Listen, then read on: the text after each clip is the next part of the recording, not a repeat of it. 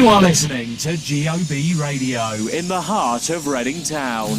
The station dedicated to the black community news, education and entertainment. Stay tuned. GOB TV and radio and Emre aso se oman ene amawodo sensema mensaka se ewiapem to breka seboi ene mitumi ade ebesomo ba bibia wo na wote menka enso etimi ade efri na ensam no edosun ye pa ne obetie bi enso enie ene doctor ya o se adutwum ede nsem trofo nhye mudie bi nso etimi ahyehyɛ so na ensem bebre na ana oka enso ede fa Ghana Education Service ho yɛde mu nkyerɛmu nyina no nso betumi ade abana ne matima konanim ede amaye na hwɛfo ne na tiefo Jumadi ebi nso etimi akoso enso ewo Central Region mfifi mantemonom ni nyina no enso local government ya wo chese obeya ahoboapa no matimi ama ne ma nso etimi akonanim ewo district ni municipalities ahodo ni nyina mu no emu nkyeremu no enso ebetumi aba yebebo hwi ni etimi akwa ayawaso na ekwa ayawaso na anu ada afimpi mienu ni adosia ne na dunsia no enso ekono 2016 mu ono mokono tuotuo bi nso timi koso aban ebo wona ho kan ye enso ano ho ba nsem no sei na esimi ekwa mu nkyeremu nyina no ebetumi aba wakwam na ne ma nso etima kona nimpa ene ye kopie mu enso abu akwase paase a abrante bi a wadi mfinhye aduasa mienu ene watimi atro bi si mako enum ni nyina ne se wo pe dizade enso etimi akwa ene nyame aye na doma watimi akopie mu adizade ho emu nkyeremu no enso etisei ye beba awremu nso ewadwaman so na ye kwa market nso a Senkwa na Ghana yensi di nu esimi machi esika odo esimi aka no ana currency ahodo na enso etimi koso no ewo Michael kunu Ghana mi ye be koso anso atena dwom ye nya atena dwom pe eniema nso betimi akona nimpa enso etimi ede amaya eniema be kokse ne epe no eja market woman for no nso etimi atwete na nadran kwa AKUFO ADDO mu chemse se papa inim no onim no opasi E-LEVY pe on betimi yi ne to akonya nso e no nsem no etimi ayedeja and some way any afufuro bi na abetie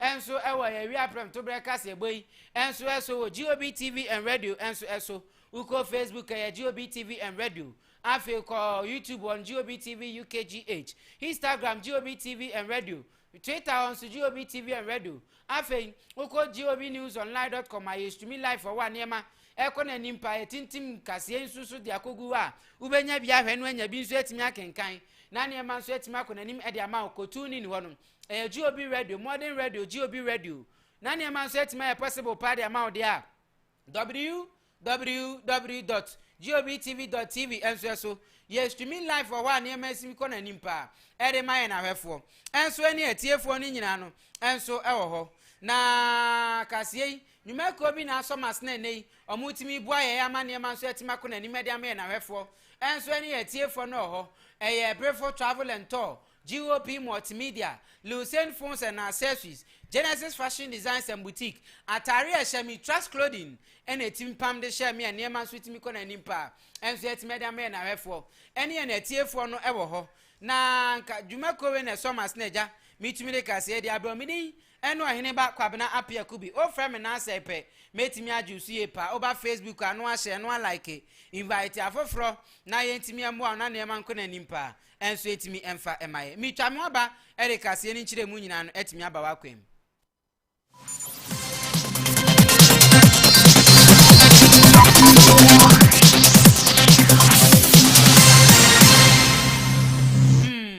memfa kase ni nkyire mu nyina no enso etimi mbra wakwem na ne man so etimi nkona nim emfa maye na hwefo ani etiefo na enanu ada na aja Ghana yen education minister ni di ene doctor ya osei adutwum enso edi nsem bebre na nso etimedi tuja ya na wo chimse suku no anase suapo awodo wo man mu ase efa education hu nsensem ne kwa no obetim de ne nan asi fom pa enso amane ma nso etimi akose na yenyina yere hwehwe no afi kra no yekopiem ewo United States of America wono wati suku wo ho a wa employ nipa makomaku 200 a omutimi ahwe ema suku ne ko ya uko se kronimu kra na ye America ho no o manfo ahodo no mo wo no kwa no enso etimi agi suku na tumani nyina no eyen hyehye ya ahodo a ono ada na di na wotimi ayede abo ama US man no enso etimi akona anim eni tu ono de ode ne sesi ne bo dwan enso etimi akansi sudia se enei Ghana Education Service no obetimi ahwe pa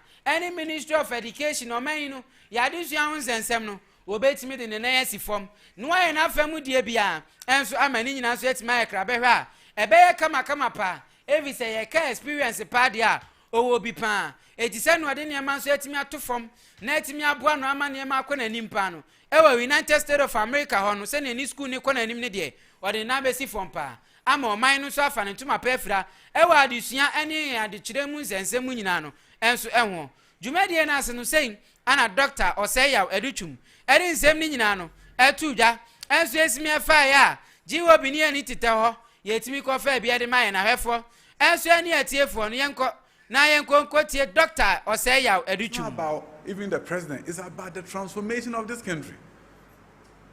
I go to work very early and excited, 6:30 I'm at the office and I'm excited because we are changing this country.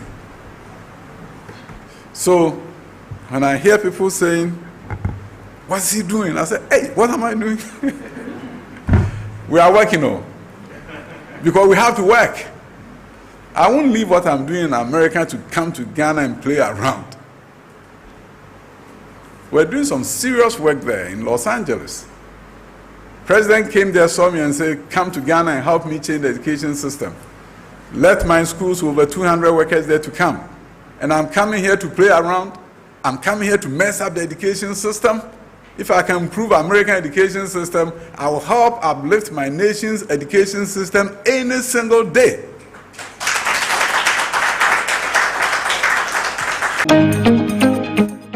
Dr. Yao, or said Richum, and a tin in Kano. And so I watch us. One will be a watching US men, now my US education system, Aircon and Impan.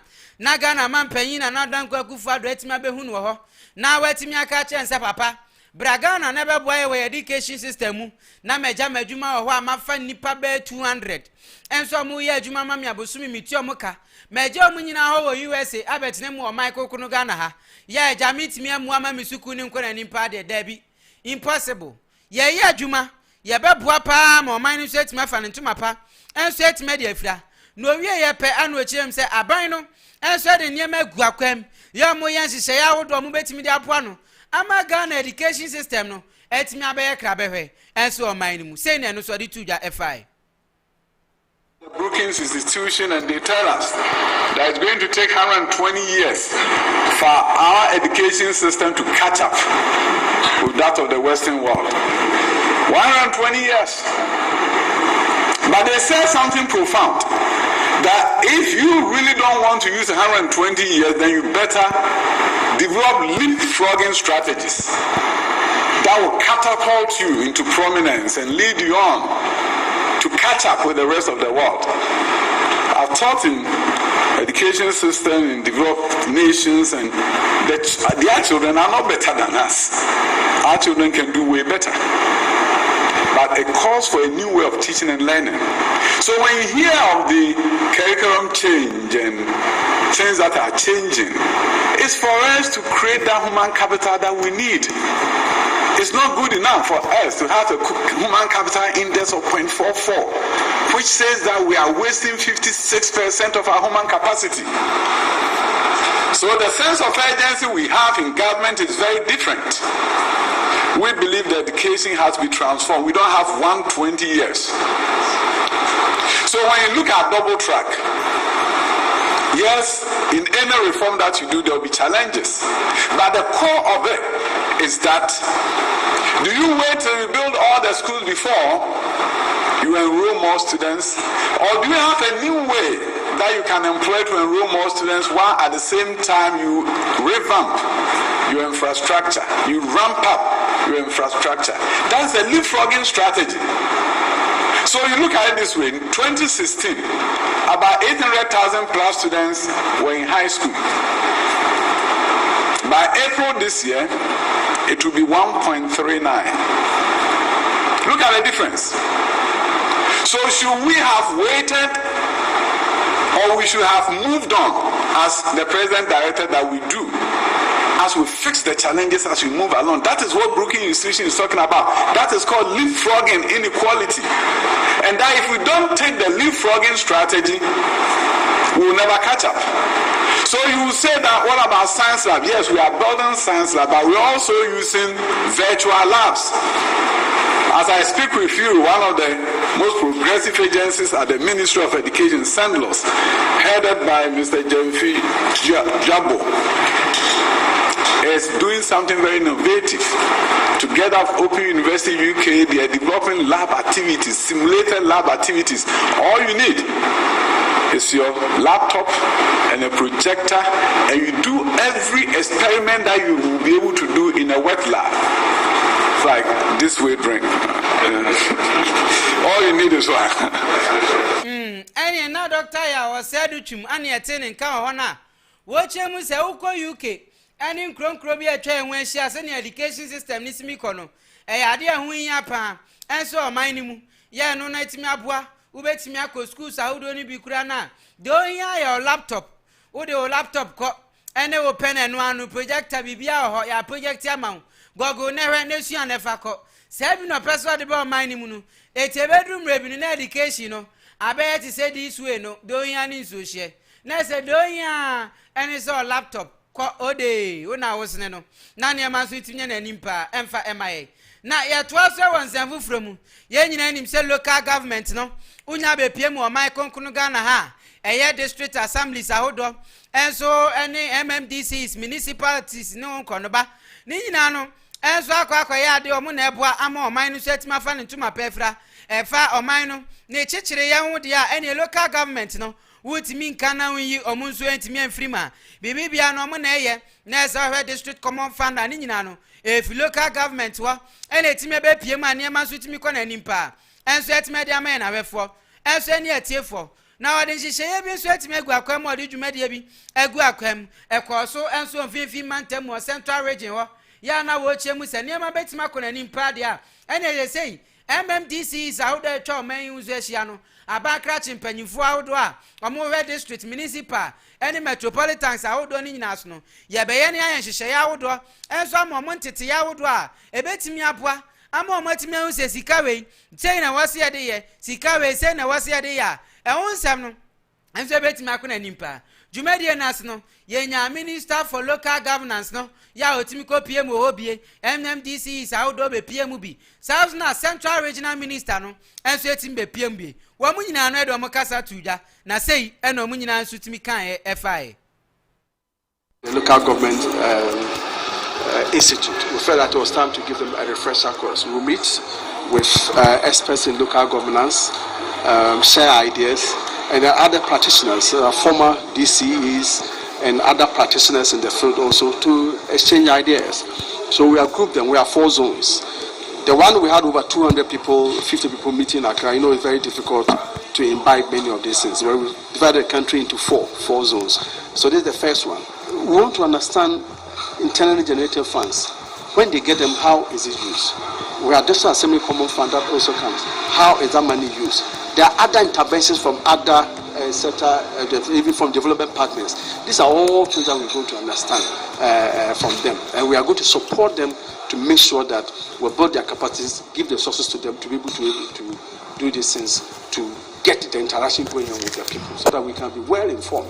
When you express interaction, you share the challenges so that from yes, now they are equipped to be leaders in their respective MMDA. You better say some of the challenges. Why you know about Basa and you know we'll be sharing in the sense that Ibinum Wahasa they have been reappointed.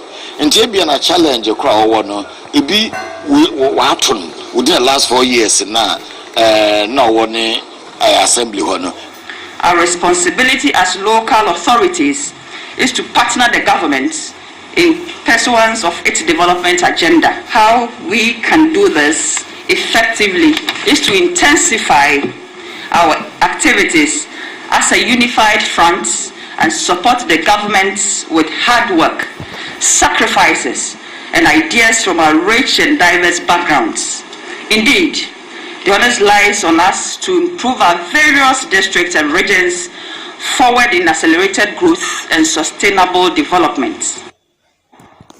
Anyway, enso empanyifo awodo mutimi kopie mo wo na omde wo nsem ni nyina no enso etimi atuja maami ani de ni Justina Asan wono ene Central Regional Minister out in nka sasna MMDC is awodo Mr. Akoto oto ono so nka ana worumonyafo ande ni Daniel ya local government ministry no wono so tene nka wa modin nsem awodo nyina atuja mu chem se sia no omo betimi aboa enso ama education awodo nso etimi akoso ewo MMDC is awodo no so nchen se be ye niam betimi akona nimpa na o man ne nchechireye no enso etimi afa ne ntuma pade afira every say wonso wani nipa o man bia no kanko no eya na ehya ase di free municipals awodo ene metropolitan assemblies awodo ene districts awodo mens na awodo ni mu na se be ye o man betimi akona nimu ntino o mo de sanji she we ni begu amkwam na afa kura no o matimi invite afoforo mo so eti edi nkan enso o sa position we nyina mu ni bi no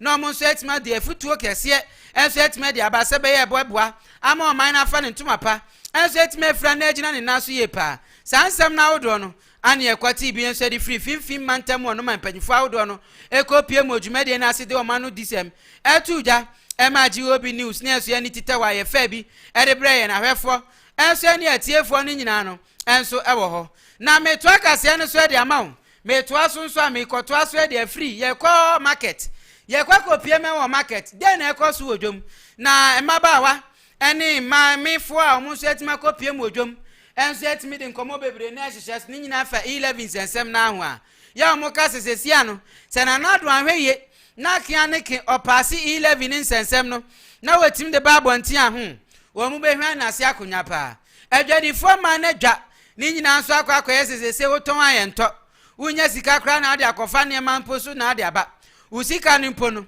watimi ato no anasa watimi ato ami ato no ya we kipu kakra wo fun so eja obabi wo school abeka sesende ni kakra be sende ndi ama nanka eja o keska ho ato no no ni nyina no ese wo sa de E-LEVY ba na se ya to wakunya hu kotobe kuma MPP no ne sent ne dwadi fo ma ne se mame anase papa ni di ene na na do kwa AKUFO adanwe yepe on betime ni na se atwede pa o de yenko tie nkomo no se ne esimi koye AKUFO adon kwa de wagu MPP party no wagu MPP pa AKUFO adon special wagu MPP party no fi se ye num sa akwakra we be twa drosa nana nkasa yo true for the true na betina so de okay nyina efa nana do mama ho no oboa yo true no de betina so na pani wo de true edi wanim kan ukudi wanim akopim ba aban because who chant time na your friend say ye ko school ye tua kwa wo kire ni won sa we wo se ye ntia won so a wo man kwala ni di wa che ni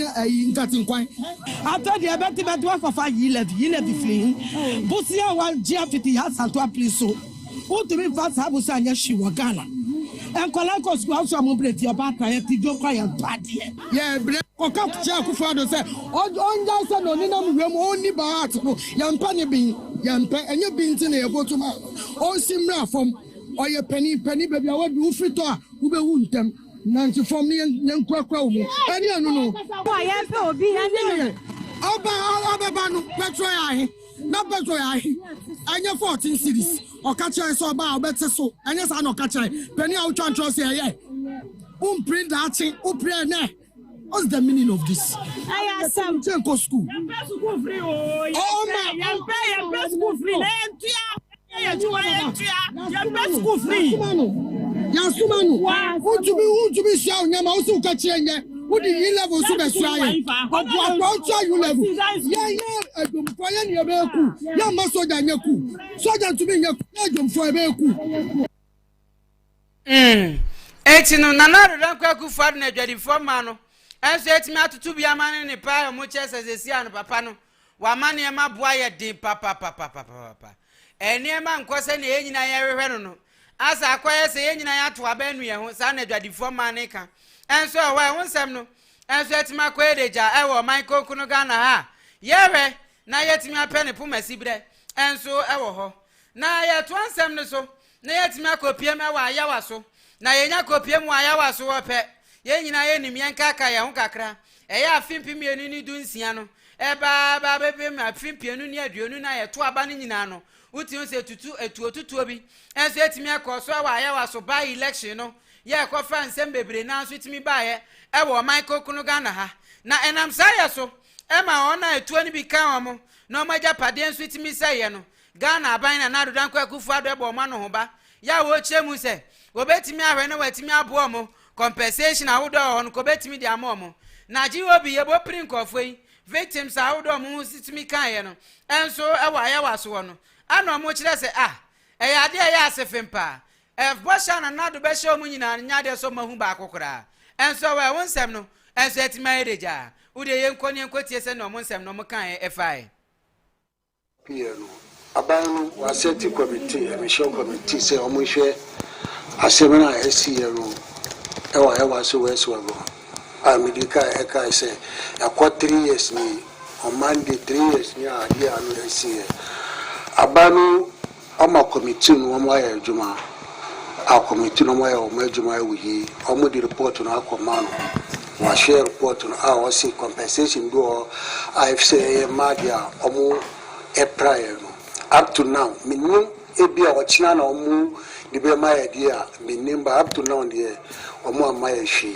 a medi etina no a minimum edi nkomo abanu ayeshi inti government no ye panocho on share asem no emaya because ono na set this committee no a o see ye share na emaya compensation no once wakase emaya compensation no inti ye stra abanu on share na adia efise oye mayeru oye mayeru we say abayin ba be masika first class is na nipa na what take oyi so hwe asem so no agasa ba ha eni microphone wo ba be twa bibia call e but up to now no woman be ka hwe ye wo mu na ya chese sika no ye si ya ye betwa but ye ntwe ye na ya twa ba ya dwene so say etino sana akwa ya wasofo ne no mo abon komo enso wa wonsem ni nyina no enso etima kama pade amen na wefo enso eni etiefo no na eme konani enso etumi ede emaye na ye nkonko piemu enso ewa abu akwase paase ye nya ko piemu abu akwase paase a abrantie we ni din ne Richard opuni mafu wono wedding fish aduasa mienu 32 years enso ewo ho na abrantie bia wase ne dadwen enyina ni so betima kopie mu Adidadel college ho na watimi akọ school so na ne ma so etima akọ nanim enso etima di amano na ono no wankọ Adidadel ni bia kaish enya de so da obeda enti wo wie school eye JHS no 2004 ya wonya grade 10 ya de ne ko Sermon Senior High School e ho no koye onya abotere eko school ni wie ye ano wie 2007 ya eno no owie sa school no Sermon ho no wase wanya Adidadel anko ne de kaish obua obesa tro BEC 2010 wasa ko tro BEC ne momo wie 2007 no okwadum ekoye se ne esimisuan paboa ekosua paboa ye enso wadum wonom Richard Mafono no ya ono edru 2010 wase kaish wono Adidadel ne de twan ne ke obetimi akobi pa ana otimi sa kopie mu enso wa abu akwa school bia ne din any modern education center eno wa abu akwa se paase ho ana otimi ko hobie BC was atroye wonya aggregate 6 yes ad ne ko 2 school bia no ewo wanchi afei wo he a wose dabi wo besan yakọ na wahwe ana wo sa ko wanchi ana wo sa baaye wo ko Samsko no ana se Samo senior high school no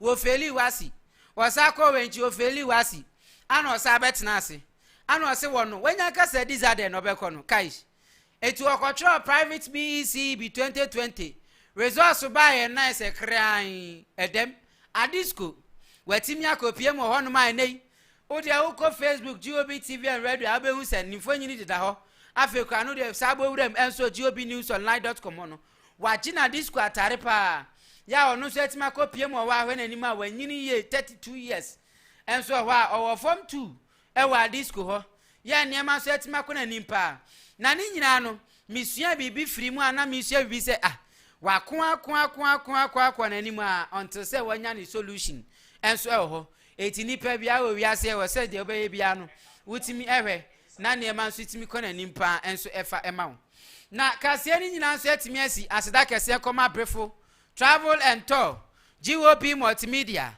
Lucien Phones and Accessories Genesis Fashion Designs and Boutique nso so ya snibi ana kaseɛ bo yɛtimi aba wakwam na nneɛma nso atimi move sharp paa nso atimi de amai nyakopɔn yɛ adoma wɔkyena ɛyɛ 1st February and ɛyɛ last day said the mpanyinfoɔ kan no last days are always dangerous. Last days are always dangerous. Etiya very careful pa. And so ewa wanamuntu mu ye. Na nneɛma nso ntimi nkɔ n'anim emfa emaw. Anya sape. Wonsa betimi asifom ewa abrabom. Enti no hwe wanamuntu mu ye na last day 31st. Wɔkyena ɛyɛ 1st. Nyakopɔn yɛ adoma wɔkyena ye ne trust clothing bedi nkɔmɔ ahodo na nneɛma kɔ n'anim ebe start ni abɔ na dwaton de ho da road amano. Wo hwe atare ye hye me ne ya ono ane pam hye me oye wo ba opam me mantare nko a ni nsa no ofe papa me de me fe ne brakojo evi se me mantare no opam na emum hu na hu se yes ene me kɔ na nimpa so etime de mana won tare na wo fie no materials na wo fie no o de wo frɛ ye ne a frɛ number we 0541108053 unya frɛ sa number ne pe ebesi general manager so obe director ede wakwa akusi trust clothing so obepa matare na ma nanum bo nso afu kama o wese ne wesi ma pa matare na hyeme a efe pa enche no de hye ba de eba na nezam nso de ebeba o mebe studios na hyehye wo mo akama na ne ma nso kɔ nanim enso etimi emaye enso ewo ho midi eno Oheneba kwabena apia kubi frem na asai na menye usu ye pa enso ewo ho nyankopon ya adoma ene Pitch Avenue betimi aba wakwam we denke the January obetumi ed aba presentations ni na latest one no ebetumi ed aba na mamemfa niema kakra nso ntimi amfa mbrao ewo AFCON no se si a team ani din ene Senegal wakopie mo semi final Egypt akopie mo semi final Cameroon so apie mo semi final ana team ani din enso ene Burkina Faso enso etima kopie mu ewo semi final na yakopon ya adoma wukuada wabra no so abo pepepe no timani din any Egypt enso any Cameroon betimi abrɛ match na eno so ay kama pa ye pe Burkina enso any Senegal the match betimi abrɛ na ne ma so etimi akona nipa so far so good abrante din any Vincent Abubakar any lead goal king chat no when ya 6 goals in 5 matches na se ne ma akona nipa enso etumi edi amana ne ma ekona nim utim so ye very good as in striking role no na ema kosa ohwe na pampemu apa yesi wo mfinhia aduonu wotwe 28 years ohwe de na pampemu apapa na ese wode hye ba kra chen na tim say yes eniema na ntimi nkoyi na ohwe ka bia Vincent ejina ho ohwe kala Vincent jina ho a wode atwa pictures pa any fie bi ojina ma oklem se ne dia no so wo mfinhia aduonu nwotwe na wode hye ba wa ha no okwa ni 31 years atim se life no yes ari jumadi ni so na de to aso enso etime de abre edino ene Oheneba kwabena apia kubi makraw